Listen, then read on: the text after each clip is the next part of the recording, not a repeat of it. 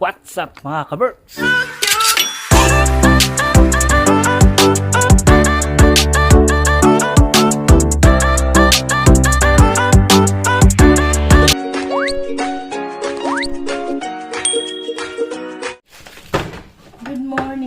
Good morning mga kaberks. Magluto tayo ng ulam. Bumili ako ng Kassler. Magluluto ako ng ulam. Lalagyan ko ng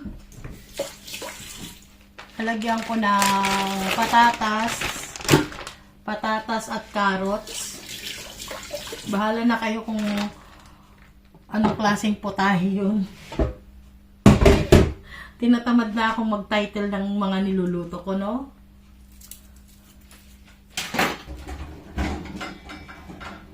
Siguro alam niyo na yun kung anong luto yun. Laman ng baboy. Tapos hihiwain ko siya ng maninipis. Anong luto yun mga kaberks? Di ko alam. Basta lalagyan ko siya ng sauce. Tomato sauce. Hindi naman siya minudo. Hindi rin siya... Basta parang ganun. Minudo or caldereta. Hindi ko alam. Basta yun. Bahala na kayo. Basta ito ay puro laman. Ganyan, oh. Tapos hihiwain ko siya ng maninipis. Hugasan ko lang saglit. Ganitong hugas lang. Banlaw lang ba? Yan.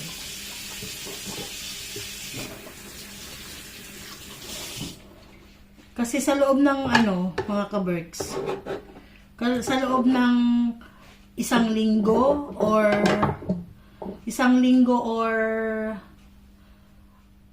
at least twice or thrice a month kailangan makapag tayo baboy. Kasi nangihina yung kaberks natin. Nangihina siya mga kaberks kapag walang karne. Alam niyo yun pagka nagluto ako ng baboy. Masigla yan.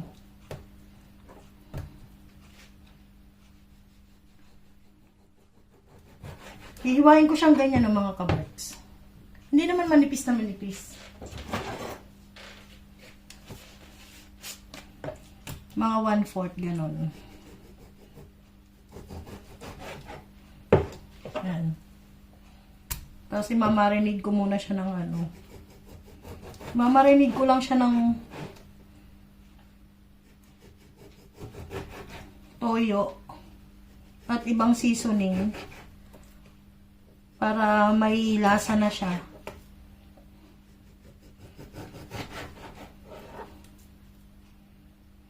Prepare ko lang to.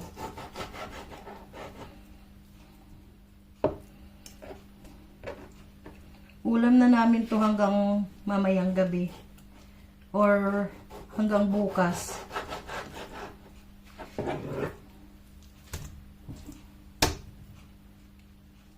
Pag hindi nila pinapak. Kasi minsan pinapapak lang nila tong ulam.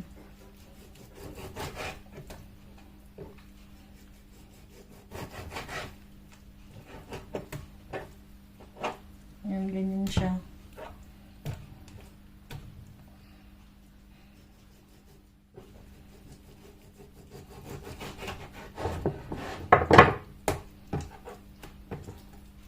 Mga kaberks, para doon sa nagtatanong nga pala.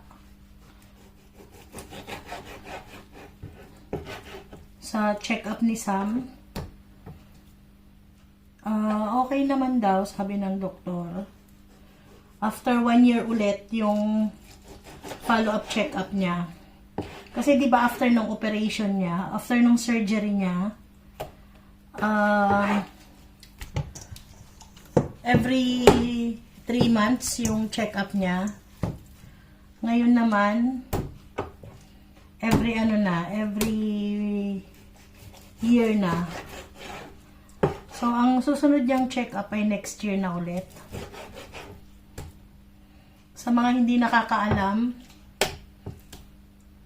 yung mga bago nating subscriber, baka nagtataka sila. Nagkaroon po ng eye surgery si Sam. Yung kanyang lens ay implant. Dahil may ano pala si Sam, may genetic cataract pala siya, hindi namin alam. So, genetic cataract, ibig sabihin, from pinagbubuntis ko siya. Mula nung ipinagbubuntis ko siya, nalaman namin na may ganun siya nung general check-up sa school. Kasi sa school, mga ka-Berks, meron silang yearly check-up. So, last year siya na surgery si Sam, grade 6 siya, grade 7 yun si Sam, grade 6. Grade 5 nung nagkaroon ng general check-up sa school, doon namin nalaman na mayroon siyang cataract. Genetic cataract. At saka alam niyo ba mga ka-Berks nung time na yun, nalaman namin na yung kanyang eyesight ay 40% na lang. Hindi siya nagsasabi na malabo yung paningin niya. Kasi, hindi rin naman namin alam.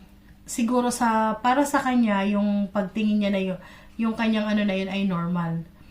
Pero, napapansin namin na ganyan siya, tumitingin siya, mga ka-Berks, gumaganyan siya.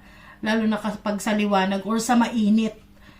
Kasi napansin namin yun ng malala nung umuwi kami sa Pilipinas, first time kaming nagbakasyon.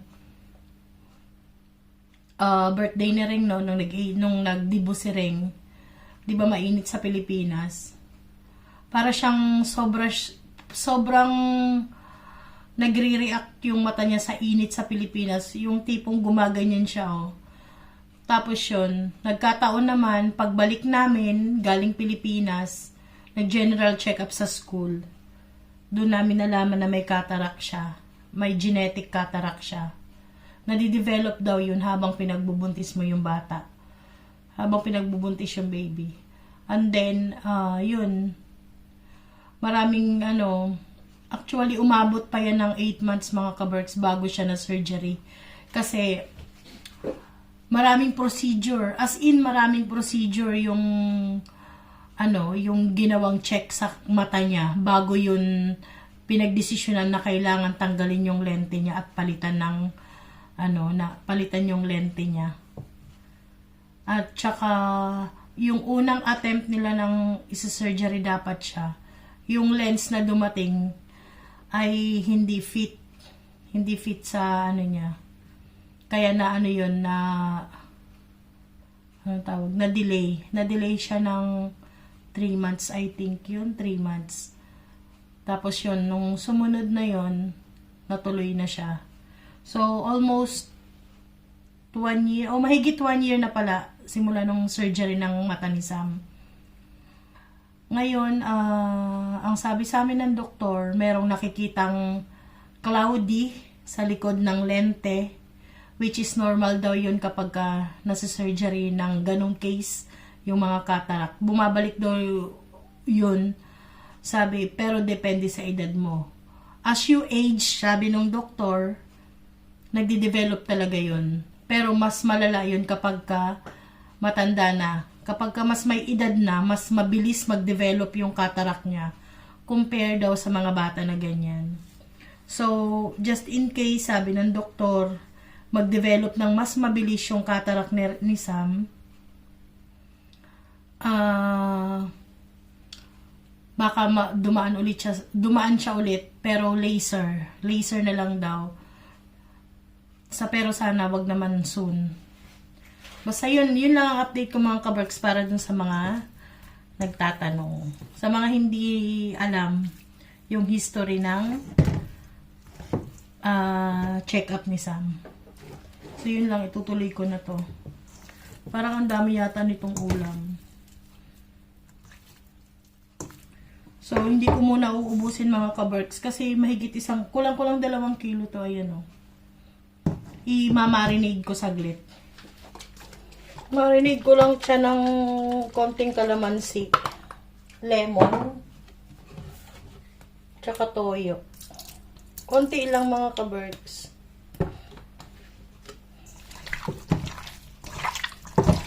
Tapos ipiperito ko siya.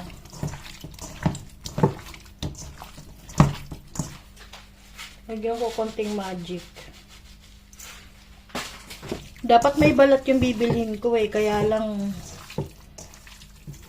may taba kasi.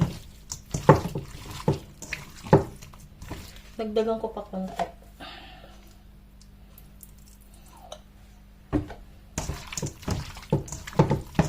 Marinate ko to mga at least 20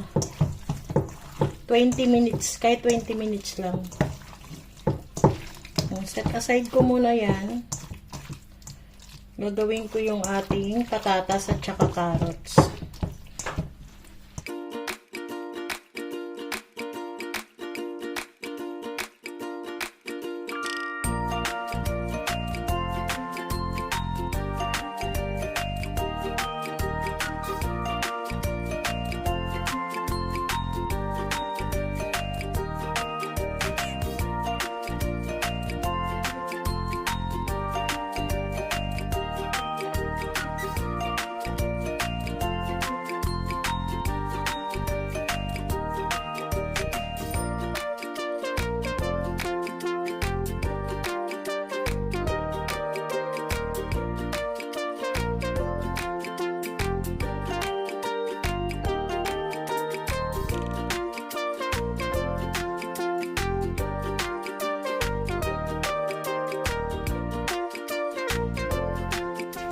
Prito ko muna itong mga kaberks habang nakamarinade yung ating karne.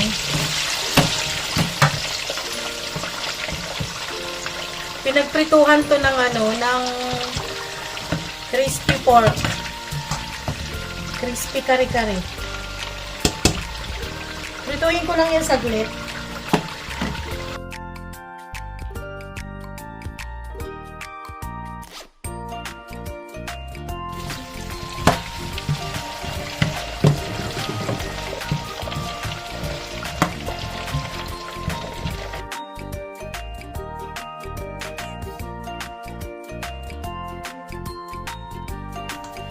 Sunod na natin itong baboy.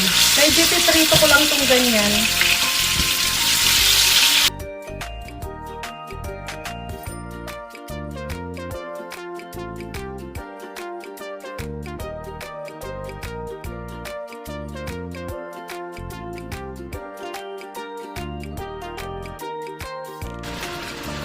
Habang nagpriprito siyang ganyan mga kabers, lalagyan ko ng garlic powder.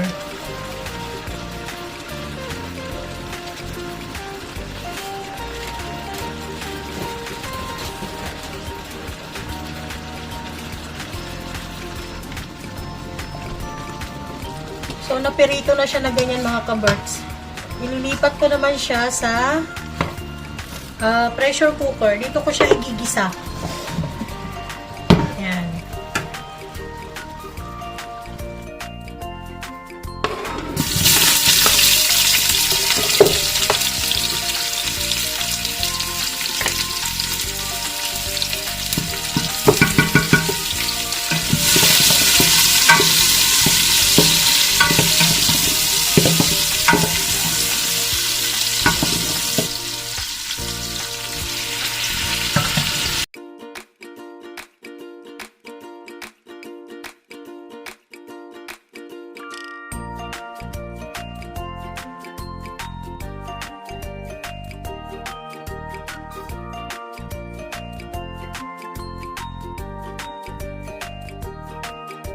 Lagyan natin konting tubig.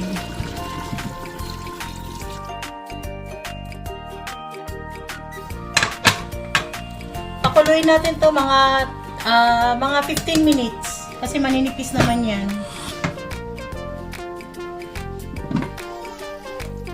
Yes.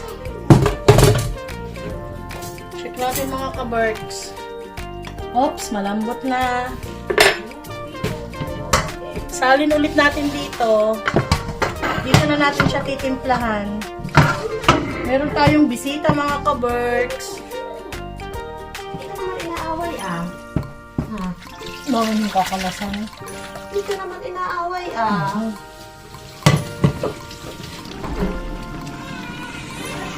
Tomato paste.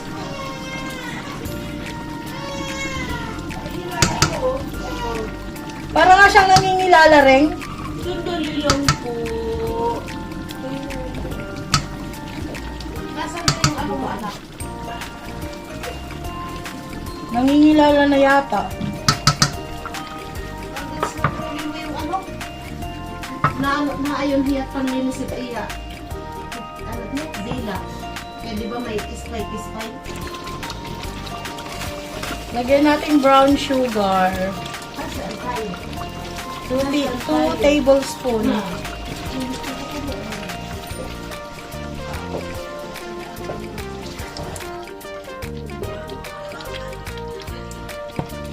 Maganda si Emilia.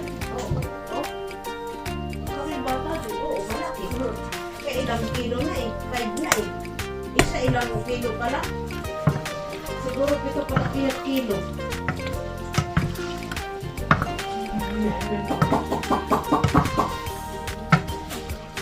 Takpan natin saglit.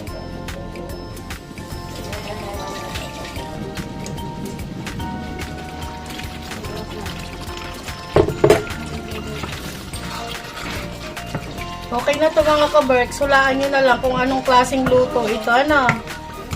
Basta ayan na siya. Oh. Bahala na kayo kung anong gusto nyong itawag sa ulam na to. Basta to ay ulam.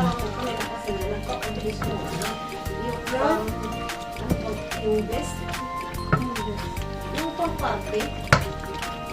Yung pang exam, yung The next day, the next day, the next day. gawa tayo ng buttercream. Ang ating Swiss Mirang buttercream.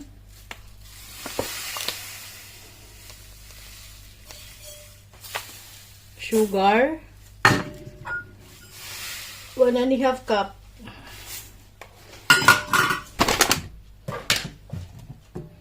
One cup na egg white.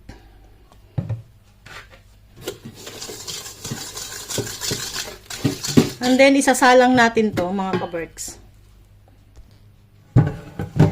Yan, meron tayo ditong tubig na pinapakulo. Lagay natin to. Huwag nating papasayarin yung ating ano sa ilalim.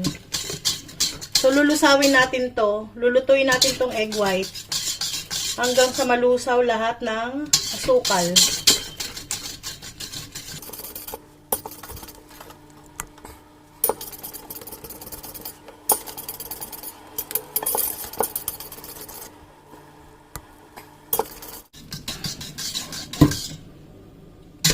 After 5 minutes na pag ano natin, halo natin na yan, no? Parang bumubula na siya. Kailangan maluto lahat ng egg white. Ay, ng ano, malusaw lahat ng sukal.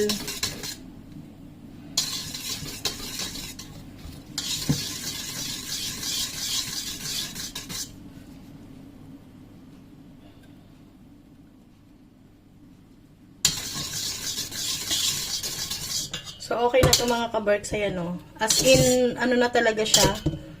Runny na talaga. Ayan. Ayan. Para lumamig to, kukuha ako ng towel na malamig. Magbabasa ako ng towel dyan sa malamig na tubig. Then, irarap ko to para madali siyang lumamig. Malamig na ano to, basa na towel. Ibibit na natin to.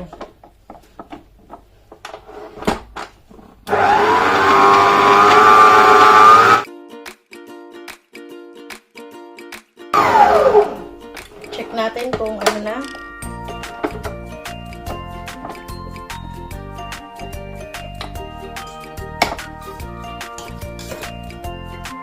Konti pa. Mga 2 minutes pa.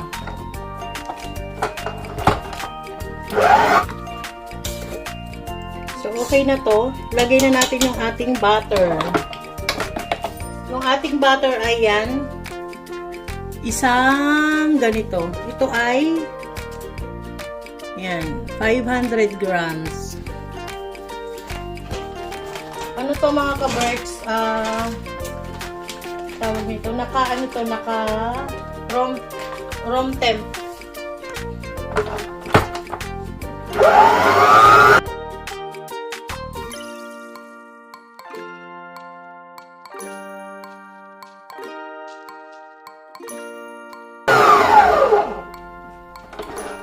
Scrape muna natin yung gilid.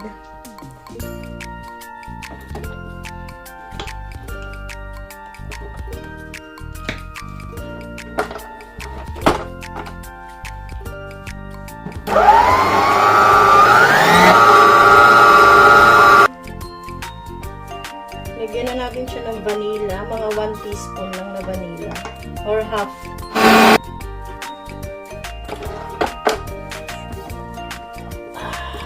Okay na to.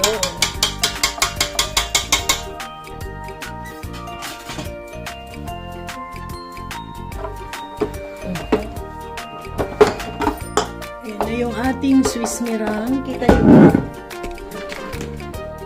Ayan na mga ka-Berks. So mag-a-assemble na tayo.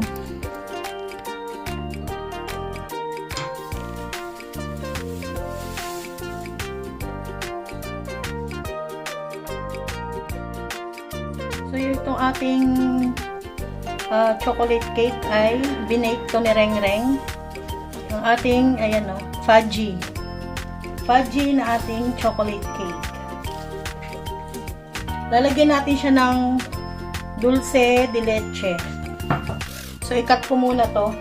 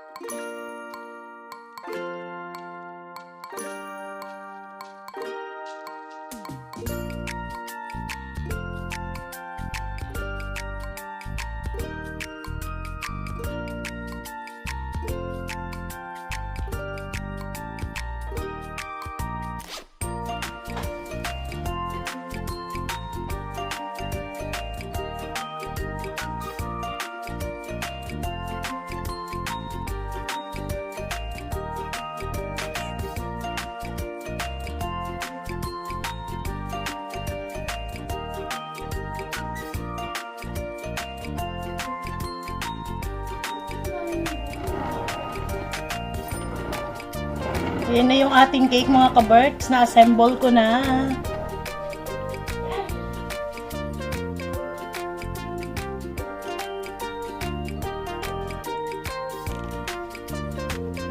Look. Kita nyo ba? Ayan.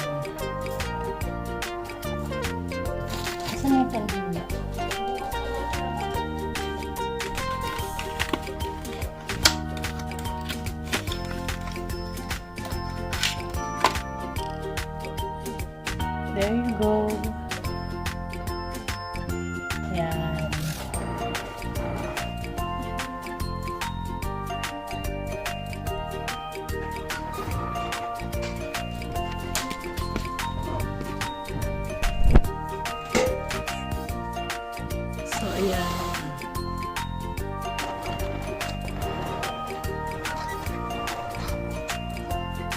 Done. Ilalagay na lang natin to sa plastic. Sa box, I mean.